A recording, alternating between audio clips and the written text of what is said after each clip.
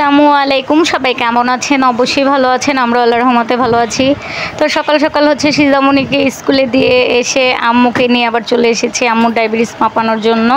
কারণ আম্মুর ডায়াবেটিসটা তো একটু বেড়ে গেছে, আমি আপনাদেরকে বলেছিলাম কালকের ভিডিওতে। আম্মুর দাঁত ফালাইতে হইলে হচ্ছে আম্মুর ডায়াবেটিস কমাতে হবে, আর আম্মুর দাঁতে অনেক বেশি ব্যথা। তো যার যার দাঁত ব্যথা হয়েছে তারা কিন্তু বুঝেন দাঁতে ব্যথাটা কতটা কষ্ট দেয়। তো আম্মু হচ্ছে অনেক কষ্ট পাইতেছে দাঁতে ব্যথায়, তার হয়েছে সেই বুঝতেছে। এর আগে আমারও কিছুদিন দাঁতে ব্যথা ছিল, আমারও এখন মাঝে সাঝে দাঁতে ব্যথা হয়। দাঁতে ব্যথা আর বিশেষ করে আমার মাথা ব্যথা বেশি হয়।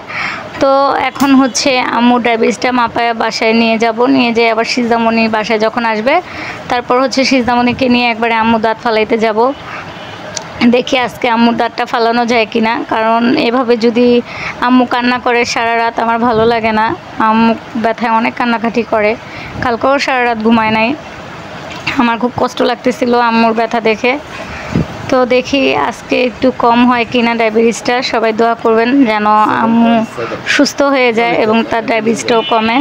তো আজকে হচ্ছে আঙ্কেল বলতেছিল আম্মুর ডায়াবেটিসটা একটু কমছে, আলহামদুলিল্লাহ। তো আম্মুকে নিয়ে চলে যাব ডাক্তারের কাছে, গিয়ে দেখি ডায়াবেটিসটা কম আছে যেহেতু আজকে দাঁত ফালাই নিয়ে আসবো, কারণ আমার ভালো লাগে না আম্মুর এত কষ্ট দেখতে। তো আমি আম্মুকে বলতেছিলাম বাসায় যাই, আর যাওয়ার আগে হচ্ছে তোমার জন্য একটু নাস্তা নিয়ে যাই, গিয়ে হচ্ছে তুমি মিষ্টি কিছু আজকে খায়ও না। আম্মু হচ্ছে এমনি মিষ্টি, ডায়াবেটিস যাদের আমার মনে হয় তারাই মিষ্টি পছন্দ করে। আম্মুরও কিন্তু মিষ্টি পছন্দ, তবে আমি হচ্ছে আম্মুকে এখন মিষ্টি খাইতে দিই না। তো বলতেছিলাম তোমার চা খাওয়া দরকার নেই, আমি একটু নাস্তা নেই। তো সে হচ্ছে নাস্তা খাবে না, তো আমি আমার জন্য 2টা লুচি নিতেছিলাম। ভাবছি একটা লুচি আমি খাবো আর একটা হচ্ছে বাবাকে নিয়ে দিব সিজদামণি স্কুলে।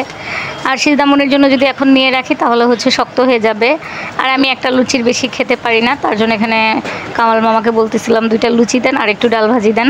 তো কামাল মামা হচ্ছে তো আমার জন্য 2টা লুচি ভাজতেছে আর ডাল ভাজি। বাসায় নিয়ে গিয়ে হচ্ছে বাবাকে একটা দিব, আমি একটা খাবো। বাবাও তত বেশি খায় না, একটাতেই হয়ে যায়।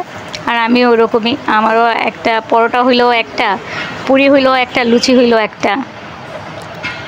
তো এই তো এখন সিজামণি হচ্ছে স্কুল থেকে এসে পড়েছে। সিজামণি আসার পরে তাকে একটু রেডি করে দিলাম আর বললাম চলো আমরা এখন তোমার নানুকে নিয়ে ডাক্তারের কাছে যাই। তো সিজামণি আর আমি আগে হচ্ছে বাইরে এসে দাঁড়ায় আছি রিক্সার জন্য, আর আম্মু বের হইতেছে। তো আম্মু বের হলে আমরা চলে যাব হসপিটালের উদ্দেশ্যে। দেখি আজকে গিয়ে কি হয়, আম্মুর দাঁতটা ফালানো যায় কি না, গেলে তো অনেক ভালোই হবে। আর এখানে সিজাবুড়ি হচ্ছে মটর ভাজা খাইতেছিল, স্কুল থেকে আসার পর বলতেছিল তার ক্ষুধা লাগছে ক্ষুধা লাগছে। পরে হচ্ছে তাকে একটা মটর ভাজা দিছি, তার নানা ভাই নিয়ে আসছিল। সেই মটর ভাজাই হচ্ছে সে রাস্তার মধ্যে দাঁড়ায় দাঁড়ায় খাইতেছে। আর এই তো আম্মু আইসা পড়ছে। এখন হচ্ছে এবার আমরা হসপিটালের উদ্দেশ্যে চলে যাব, গিয়ে দেখি আজকে কি হয়। আজকে যেন আম্মুর দাঁতটা ফালাই নিয়ে আসতে পারি, কারণ ফালাইলে তাও তার ব্যথাটা একটু কমবে। ওই তো সামনে আমরা একটা রিক্সা দেখছি, দেখি রিক্সাওয়ালাকে ডাকছি, সে আসুক। আসার পরে হচ্ছে আমরা চলে যাব হসপিটালে। ওই তো সামনে একটা রিক্সা আছে, সিজামণি ডাকো, আয় খালি।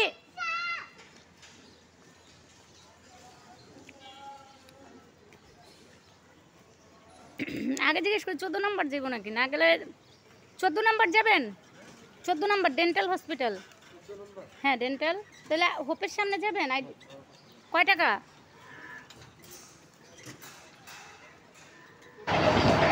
তো আমরা হচ্ছে এখন রিক্সায় উঠে গেছি। এটা হচ্ছে সরাসরি 14 নম্বর ডেন্টাল যাবে না, আমরা হচ্ছে এটা মিরপুর 10 হোপের সামনে গিয়ে নামবো, এরপরে আবার আরেকটা রিক্সা নিব, ওইটা নিয়ে হচ্ছে আমরা চলে যাব 14 নম্বর। আসলে সকালবেলা যাওয়ার টাইমে কিন্তু একটু কষ্টই হয়, কারণ রিক্সা তেমন একটা পাওয়া যায় না। অনেকে হচ্ছে স্কুলে যায়, কারো হচ্ছে অফিস থাকে, তো সব কিছু মিলিয়ে ঝিলেই তারপরে তো যাওয়া লাগবে, কিছুই করার নেই। তো আস্তে ধীরে যাই। আর সিজামণি তো বারবারই বলতেছিল তার ক্ষুধা লাগছে ক্ষুধা লাগছে, সে বুট খাইছে কিছুক্ষণ আগে, তারপরেও বলতেছিল ক্ষুধা লাগছে। তো হসপিটালে হচ্ছে ওখানে ক্যান্টিন আছে, যে দেখি সিজামণিকেও কিছু খাওয়াবো, যেহেতু তার একটু ক্ষুধা বেশিই লাগছে, কিছুই করার নেই। আর এখন কিন্তু আমরা 10 নম্বর নেমে আবার 14 নম্বরের রিক্সায় উঠেছি, দেখতে পারতেছেন কিনা জানি না। এটা কিন্তু হচ্ছে অন্য আরেকটা রিক্সায় আমরা আছি, এতক্ষণ হচ্ছে অন্য রিক্সায় ছিলাম। তো এই রিক্সাটা দিয়ে হচ্ছে আমরা ডেন্টালের সামনে চলে যেতেছি। আর এই তো সিজামণি বুড়ি বসে আছে। কত রিক্সা যেতেছে, কিন্তু যখন ধইরা ফেলে মনে ধইরা ফেলে।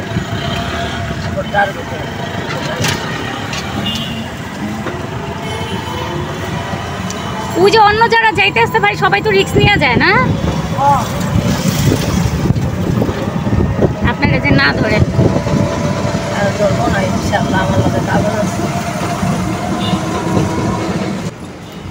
তো আমরা যে রিক্সায় যাইতেছি এই রিক্সায় কিন্তু মেন রাস্তায় যাওয়াটাও হচ্ছে একদম এখন একটা বিপদ, কারণ সামনে হচ্ছে সার্জেন্ট থাকলে রিক্সা ধরে ফেলবে। তো ভাইয়াটা বলতেছিল যে ধরতে পারে, আমি বললাম তাহলে ভাই আপনি না আসলেও পারতেন। পরে সে বলতেছিল সমস্যা নাই, বসেন, আমি আপনাদেরকে নিয়ে পৌঁছায় দিব, কারণ আমরা যদি না যাই তাহলে আমরা চলবো কীভাবে? এটাও তো একটা কথা, কেন যে এরকম করে কি বলবো।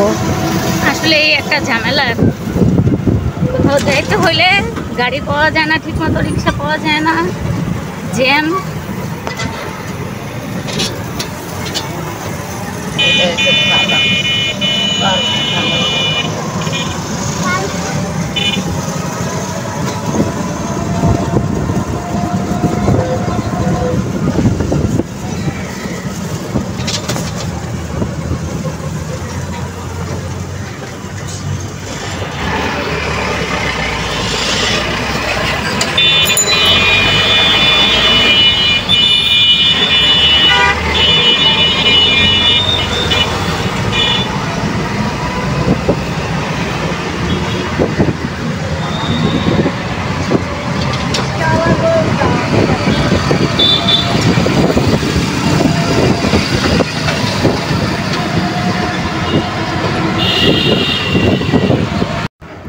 আর এখন আমরা কিন্তু হসপিটালে চলে এসেছি, তো যাচ্ছি ভিতরে, গিয়ে দেখি কি অবস্থা। আজকে রাস্তার মধ্যে ভয়ই লাগতেছিল রিক্সায় যতক্ষণ ছিলাম না, আবার লোকটাকে ধরে, তাকে নিয়ে অনেক টেনশনে ছিলাম। দেখলাম না, আলহামদুলিল্লাহ আমরা ভালোভাবে এসে পৌঁছে গেছি, কোনো প্রকার কোনো সমস্যা হয়নি। আর এই তো আমরা এসে পড়েছি ভিতরে, এখন দেখি গিয়ে আজকে আম্মুর দাঁতটা ফালানো যায় কি না। সিজদামণি তো সে বারবারই কিন্তু বলতেছিল নাস্তা করবে নাস্তা করবে, আমি বলতেছিলাম আসো আগে তোমার নানুর দাঁতটা ফালাই দেই, দেখি পরে কি হয়, এরপর তোমাকে নাস্তা খাওয়াবো। তো আমরা হচ্ছে এখন সরাসরি চলে যাব, আমাদের এখানে একটা আপু আছে, আপুটা অনেক ভালো, আমরা যখনই আসি আমাদেরকে অনেক হেল্প করে। এটা হচ্ছে আমরা যে বাসায় থাকি, আমাদের বাসায় বাড়িওয়ালা আন্টির ভাতিজি হয়, বন্যা আপু, সে খুবই ভালো মনের একজন মানুষ।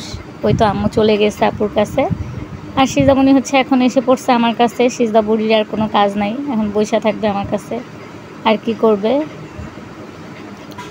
আর আম্মু হচ্ছে আপুর সাথে কথা বলে পরে আসবে, দেখি কি বলে আজকে ডাক্তার, আম্মুর দাঁতটা ফালাই দেয় কিনা। ফালাইলেই ভালো হবে, কারণ সে হচ্ছে ব্যথায় অনেক কষ্ট পাইতেছে। আমিও আজকে চাচ্ছি আম্মুর দাঁতটা যেন ফালাই দেয়।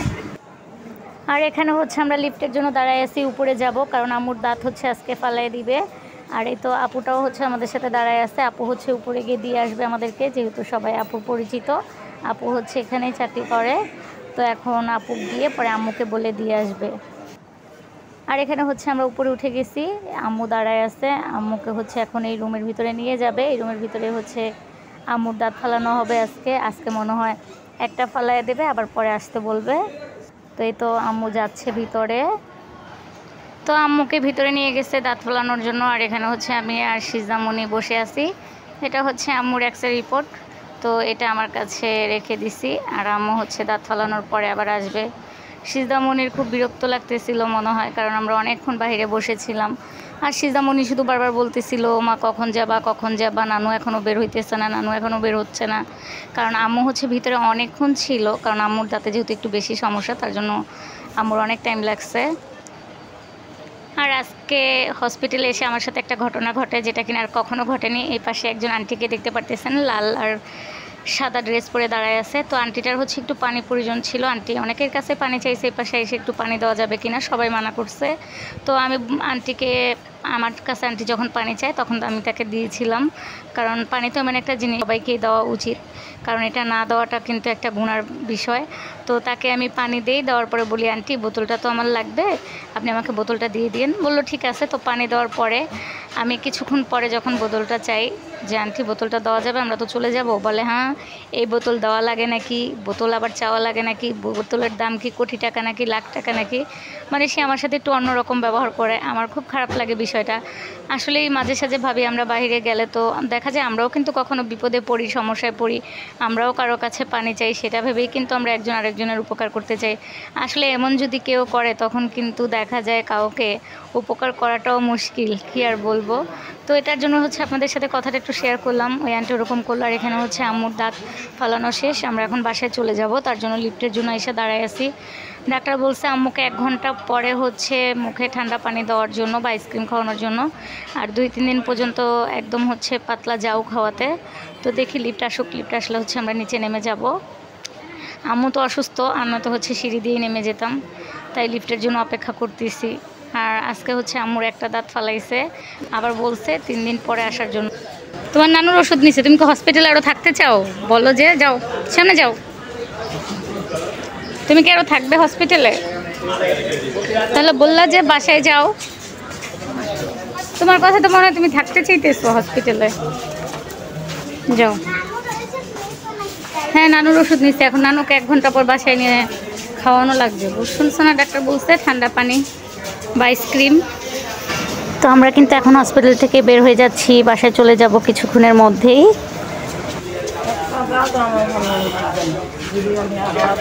আচ্ছা যাও।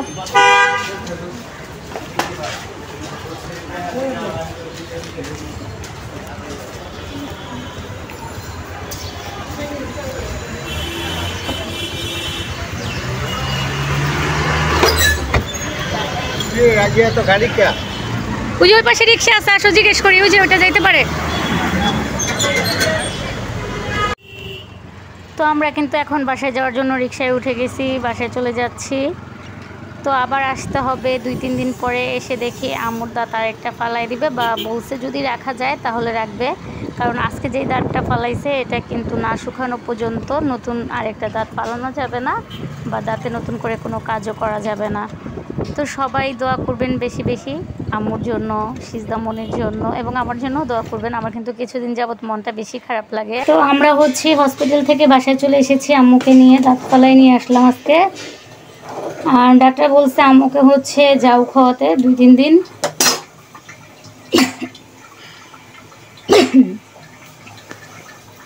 তো আমরা হচ্ছে হসপিটাল থেকে বাসায় চলে এসেছি আম্মুকে নিয়ে।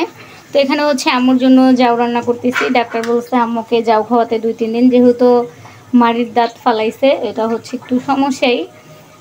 তো এখন হচ্ছে আম্মুকে বলছি তোমার জন্য জাউ রান্না করে দিই, তারপর জাউটা হচ্ছে ঠান্ডা করে আম্মুকে খেতে দিব।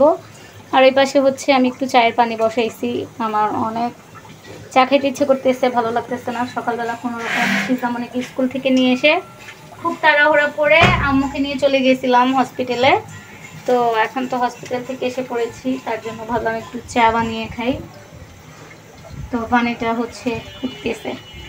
এই পাতিলটা কালকে নিয়ে আসছি, ছোট্ট একটা পাতিল, দেখেন কত কিউট পাতিলটা, চা খাওয়ার জন্য।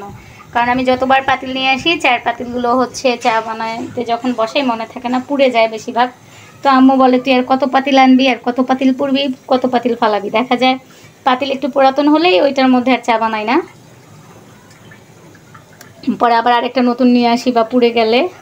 তো আপনারা সবাই কিন্তু আমার আম্মুর জন্য দোয়া করবেন, আমার আম্মু যেন সুস্থ থাকে। আবার 3 দিন পরে ডাক্তারের কাছে যাওয়া লাগবে। আম্মুর হচ্ছে মোট 4টা দাঁতের সমস্যা। তো সকালই আগে চলে গিয়েছিলাম আম্মুর ডায়াবেটিসটা পরীক্ষা করার জন্য। তো আজকে দেখলাম একটু কম আছে, ডায়াবেটিস পরীক্ষা করে তারপরে ডাক্তারকে গিয়ে বললাম যে আজকে এত আছে, ফালানো যাবে কি না। তো এই তো তারপর হচ্ছে আম্মুর দাঁত ফালাই দিল। আর সবাই দোয়া করবেন আম্মু যেন সবসময় সুস্থ থাকে, ভালো থাকে। আর আমার চায়ের পানিটা হয়ে গেছে, আমি হচ্ছে চাটাও বানাই নেই, এখানে হচ্ছে সব কিছু রেডি করে রাখছি। আমি হচ্ছে এটা রেডি চা খাবো, এই জন্য বেশি কষ্ট হবে না। পানিটা অবশ্য মনে হয় বেশি শুকিয়ে গেছে, এটা হচ্ছে এখন আমি আবার একটু চুলায় দিব।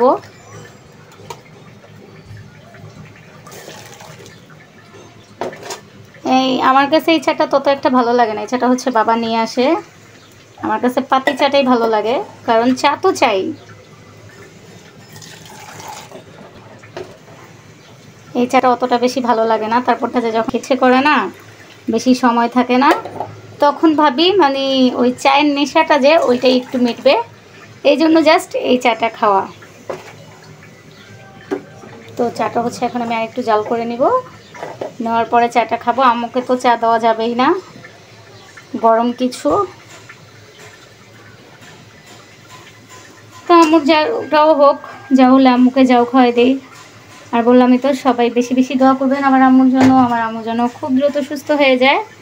তো আমার আজকের ভিডিওটা এতটুকুই ছিল। সেই পর্যন্ত সবাই ভালো থাকুন, সুস্থ থাকুন। আল্লাহ হাফেজ।